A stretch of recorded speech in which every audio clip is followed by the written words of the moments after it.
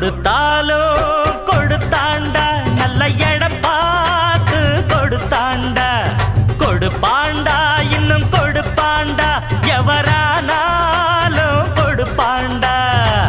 ஊரில் ஊழல்களை செய்வோருக்கும் ஒன்ன பத்தாக சொல்வோருக்கும்